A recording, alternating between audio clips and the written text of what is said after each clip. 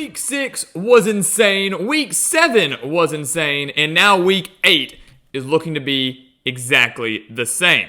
We've got a massive weekend of college football coming your way. Of course, we have 3 ranked versus ranked matchups: Georgia, Texas, Alabama, Tennessee, Michigan, and Illinois. Those predictions all coming to you here at our channel over the next few days. But we've also got a handful of games that don't feature ranked versus ranked teams, but are extremely important, especially on the national stage, and are major trap games for the ranked teams that are involved in them. So this is shaping up to be another chaotic, upset-filled college football weekend, and we are here to break down the 5 most underrated games heading into this week. So welcome back to the Gridiron Expert, guys. We're so glad you could join us today. As always, please continue to like, comment, subscribe, share our videos, and of course, check out everything down in the description below. That includes these expert picks right here, where we are on an 8-2 run in our best bet section for college football. We're hitting nearly 67% of our best bets in the NFL, over 60% of our bets overall in the NFL,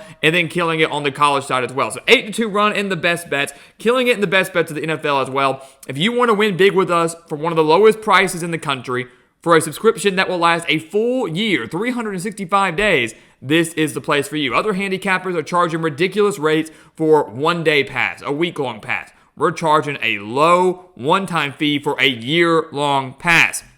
Do not miss out. Come win big with us. We're hot. We're going to stay hot. Don't miss out. Come sign up and become a member of our GE Nation. So let's look into this week, guys. Again, we're going to break down those other massive matchups over the next few days, starting tomorrow, right here on the channel. But I want to talk about some of the underrated ones, starting on Wednesday night. I love when the midweek games in the MAC or the Conference USA or the Sun Belt, I love when those mean something. I love when those actually carry some weight. And this game between Western Kentucky and Sam Houston on Wednesday night does carry some weight. These two teams, along with Liberty and Jacksonville State, are the only teams that are undefeated in conference play in the Conference USA. So this has major implications on maybe who can make the Conference USA championship game. And the Hilltoppers, of course, were expected to be elite contenders. Sam Houston, though, maybe not so much. They struggled last year, although their games towards the end of the year were much closer than the score would show, and they were very competitive in those games. But the Bearcats are now, 5-1 on the year? It's a pretty remarkable turnaround for Sam Houston. Again, if they win this game, they will be bowl eligible. Western Kentucky, they're 4-2, only losses to Bama and a 1-point loss to Boston College, so nothing to frown about there. TJ Finley went down. Everybody thought, Hilltoppers offense might take a hit. But Caden Beltkamp, who was phenomenal and when he played last year, came in and has done a great job so far, throwing for over 1,100 yards and 11 touchdowns and spreading the ball out well. 5 players with over 100 reception yards. Sam Houston, their only loss this year was on the road at UCF, which is understandable. They did beat Rice in the season opener. They overcame a 22-point deficit to beat Texas State just a few weeks ago. And what's interesting here is that the Bearcats, they can throw the ball well, averaging over 170 passing yards per game, but they run the ball even better. Sam Houston's averaging over 228 rushing yards per game. Their leading rusher is their quarterback in Hunter Watson. But they also have Jay Ducker, the transfer from Memphis, who's rushed for over 340 yards, and DJ McKinney, who's also rushed for over 300 yards. So you've got 3 players that all have at least 300 rushing yards. Western Kentucky's given up 161.7 rushing yards per game. At home, bowl eligibility on the line, suspect run defense. I like Sam Houston to get this win, in which should be a fun and close game on Wednesday night. Number 6, Miami at Louisville. All these games remaining here, the ranked teams that you see, they're on upset alert. No doubt about it. And a few of these games will result in upsets. I believe that. We don't think one's going to happen here, though. This is a massive game for the U. Massive trap game for the U. Number 6 team in the country, and they haven't looked good in their last 2 games. They barely survived Virginia Tech a few weeks ago, and then they narrowly beat Cal, having to come back from 25 points down to win that game 39-38. Louisville, on the other hand, has been kind of disappointing. The Cardinals are 4-2. They have 2 one-possession losses to Notre Dame and SMU, and they barely beat Virginia, who's improved, but barely beat Virginia, scoring a touchdown with less than 2 minutes remaining to survive the Cavaliers. The question in this game, of course, is can Louisville stop Cam Ward? Can they stop Cam Ward? And the answer is no. They allowed 410 yards, 312 of which came through the air in their game against Georgia Tech, 481 yards, 291 passing to SMU, 449 yards, 301 passing to Virginia. they have not fared well defensively like we would have expected under Jeff Brom. The defense really hasn't been good at all. And yes, Louisville does have a competent offense that can maybe match Miami step for step, but the Hurricanes still rank 14th overall in total defense, and they're 10th versus the run. Louisville is going to become a one-dimensional offense. Their defense has shown no capability of stopping opposing offenses. This is going to be the best one they've seen all year. This is a better offense than SMU. It's a better offense than Notre Dame. It's a better offense than Virginia. It's a better offense than, Georgia Tech. I mean, they've got one of the best offenses in the entire country with arguably the best quarterback in the country. So Miami's going to win this game if they can keep, play a clean game, I guess.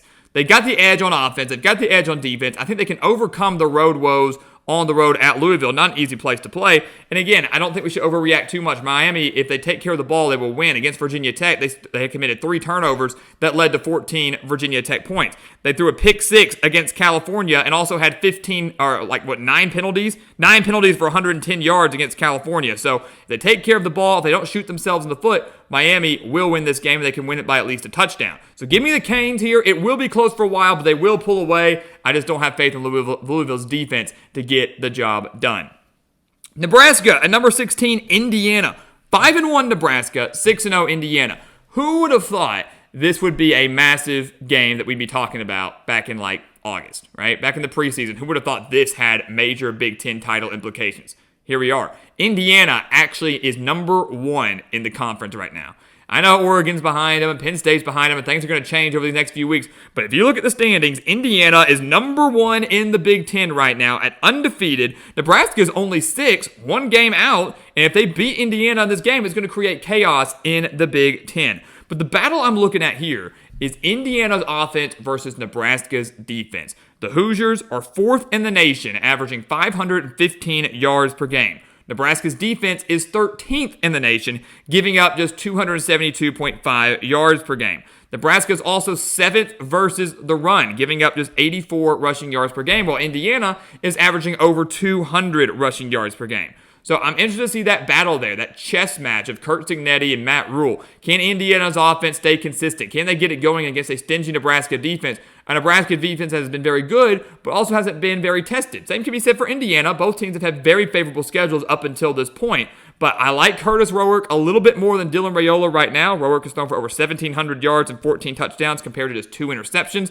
The Indiana defense is only giving up 84 rushing yards per game. So it looks like a game to me where Nebraska could be one-dimensional offensively. Nebraska may have to rely on the arm and the talent of Dylan Raiola, who will only be playing in his 2nd true road game. Nebraska has only been on the road once this season, and that was a win on the road against Purdue, a game of which they didn't pull away until late, won by 18, but it was way closer than it should have been for a pretty significant amount of time. Indiana, I do believe, wins this game. I think it's close, but the Hoosiers win over Nebraska and improve to 7-0 on the season. Believe it or not, Indiana climbing up these rankings and still remaining not just a contender in the Big Ten, but a contender for the college football playoff. Number 12, Notre Dame and Georgia Tech in Atlanta, Mercedes-Benz Dome. Here's the thing, this is a major trap game for Notre Dame, and as we know, the Fighting Irish have to pretty much win out if they want to make the college football playoff. Yes, they've got a good win over Louisville, they've got a good win over Texas A&M, but that Northern Illinois loss going to linger in the eyes of the committee. They still need to put up quality victories, and this could be one right here against a good Yellow Jackets team that's 5-2. Yeah, they're not ranked, but they're 5-2, they're playing good football. But they'd love to play spoiler against the Fighting Irish, who have shown some vulnerabilities, some weaknesses throughout the year. But the thing is here, though, is Notre Dame's defense.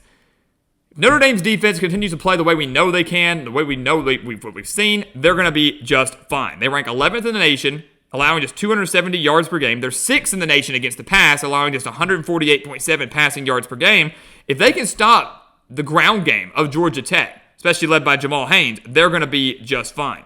Georgia Tech, obviously, as we know, has a pretty electric offense. They're a fast-paced offense. They can put up points in a hurry. This is one of their toughest defensive tests of the year. They've got to find a way to do the same as well, though, in terms of stopping Notre Dame's ground game. The Fighting Irish been pretty solid, averaging 216.5 rushing yards per game, and the Yellow Jackets are allowing a lot of rushing yards as of late. They allowed 195 last week to North Carolina. They allowed 134 earlier in the year in their loss to Syracuse. They allowed 150 earlier in the year in their win against Georgia State. I think Notre Dame can control the line of scrimmage in this game. I think their defense can get a lot more stops than Georgia Tech's, which is still suspect. It may be a little bit closer than people think, but the Fighting Irish get the win. They're hitting their stride. They've been winning big as of late. They beat Georgia Tech and keep their playoff hopes alive.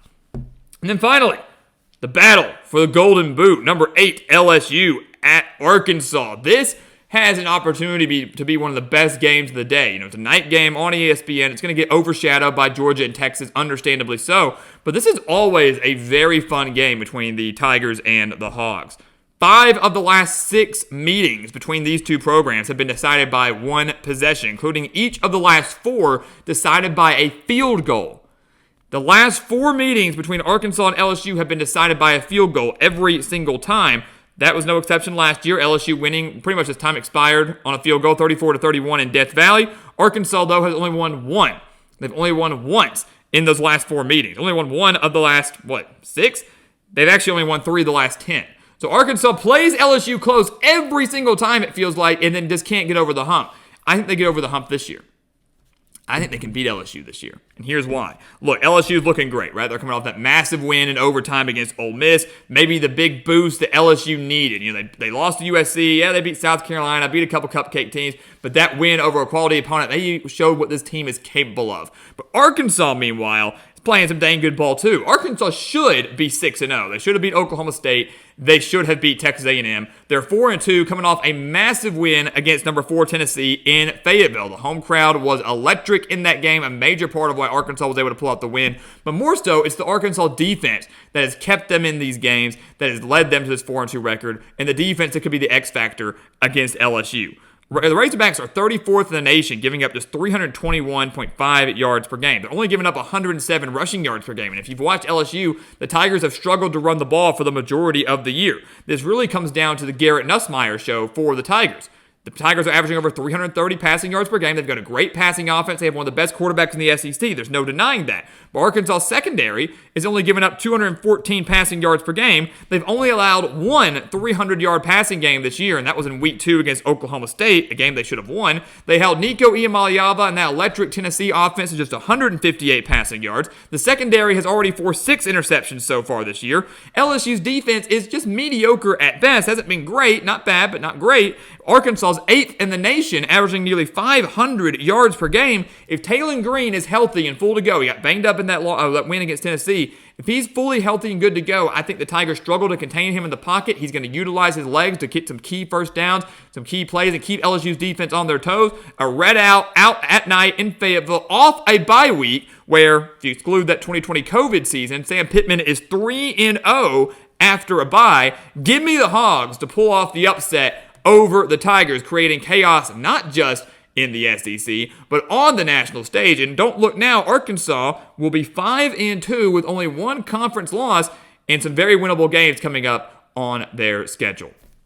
So there you go, guys. A massive weekend in college football. Trap game for LSU. Trap game for Notre Dame. Trap game for Miami. 3 huge ranked versus ranked matchups. It's going to be one heck of a weekend in college football. Of course, we're going to have you covered every step of the way. So do not miss out on what we've got coming your way here at the channel. But until then, please continue to like, comment, subscribe, share our videos. Check out everything down in the description below. That includes, again, these expert picks over on the gridironexpert.com. 8-2 run in our college football best bets, hitting 67% of our best bets in NFL, over 60% there, killing it on college. We're doing a great job over here, better than over 80% of the national handicappers, and we want you to take advantage of it for Week 8. So go sign up, the link for it down in the description below. And once again, as always, thank you so much for watching, and we'll see you next time right here on the Gridiron Expert.